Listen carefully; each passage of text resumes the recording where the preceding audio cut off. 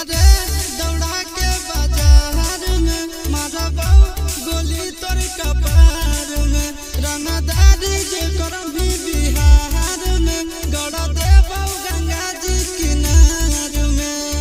इतना मार पड़तो ना बेटा बेटा रे दौड़ा के बाजार में मारबो गोली तोर कपार में रंगदारी जे करम भी बिहार में गड़ा देबो गंगा जी किनार में। कहो चिंटू आशीष के कारण सुनाबो बेटा सब गोली मारबो त एगो गिनबो तोरा बाप के न तोरा दादा के चिन्हबो बेटा सब गोली मारबो त एगो गिनबो।